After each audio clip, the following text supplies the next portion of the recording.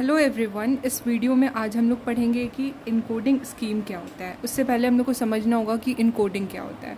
तो इनकोडिंग का सिंपल मतलब होता है कि एक फॉर्म को दूसरे फॉर्म में कन्वर्ट करना। अगर इसको सिंपल लैंग्वेज से समझे तो देखो, अब ये इनकोडिंग स्कीम की ज़रूरत क्यों पड़ी। तो देखो, जैसे भी हम लोग कोई सा भी डेटा कंप्यूटर में जब फीड करते हैं तो कीबोर्ड के थ्रू करते हैं। और ये चीज़ हम लोग को पता है कि कंप्यूटर को तो सिर्फ मशीन लैंग्वेज समझ आती है, यानी 0 और 1।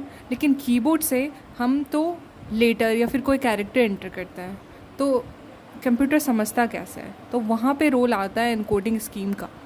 ठीक है, तो इनकोडिंग स्कीम क्या होता है, एक मेथड होता है जिससे लेटर, नंबर या सिंबल को एक दूसरे फॉर्म में कन्वर्ट कर दिया जाता है। इंटरनली होता क्या है कि हर लेटर या कैरेक्टर को एक यूनिक कोड असाइन होता है और फिर वो इंटरनली बाइनरी कोड में कन्वर्ट हो जाता है, जो कि कंप्यूटर को समझ आता है। ठीक है, तो इन कोडिंग स्कीम का 3 टाइप होता है, एस्काई, स्काई और Unicode. ASCII stand for American standard code for information interchange, sky stand for Indian script code for information interchange, और जो लास्ट वन है वो यूनिकोड है। इसका जो फुल फॉर्म है वो बहुत इंपॉर्टेंट है। अब हम लोग एक एक करके सबका फ़ीचर देखते हैं कि सबका क्या क्या फ़ीचर्स है। पहला क्या है, ASCII। ये 1960 के अराउंड आया था ANSI के द्वारा, यानी अमेरिकन नेशनल स्टैंडर्ड इंस्टीट्यूट के द्वारा। ये क्या होता है ना, एक कैरेक्टर को एज अ 7 बिट स्टोर करता है। ठीक है, 7 बिट स्टोर करता है, यानी ये टोटल कितना कैरेक्टर को रिप्रेजेंट करता है, 128 कैरेक्टर को। 2⁻7 करेंगे ना तो टोटल पता चल जाएगा।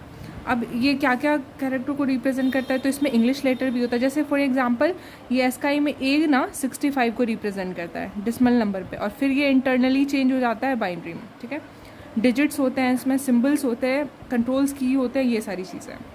बट इसका डिमेरिट है, एक क्या डिमेरिट है कि ये सिर्फ इंग्लिश को ही रिप्रेजेंट करता है। अगर हम लोग नॉर्मल इंग्लिश कीबोर्ड देखें ना तो देखना वहाँ पे इंग्लिश ही लेटर्स होते हैं, वहाँ पे हिंदी नहीं होता। ठीक है, तो उसको ओवरकम करने के लिए इसका आया 1991 में ब्यूरो ऑफ इंडियन स्टैंडर्ड के द्वारा। ये क्या होता है, इंडिया के लिए क्रिएट किया गया था कि इंडियन लैंग्वेज को हम लोग फीड कर सकें, कंप्यूटर को समझा सकें। ये 8 बिट का होता है, टोटल 256 कैरेक्टर को रिप्रेजेंट करता है। होता क्या है कि 128 एस्काई होता है, इन इंग्लिश होता है, और 128 जो होता है वो इंडियन स्क्रिप्ट लैंग्वेज होता है, जैसे हिंदी, देवनागरी जो होता है, तमिल, बंगाली और बहुत सारा लैंग्वेज।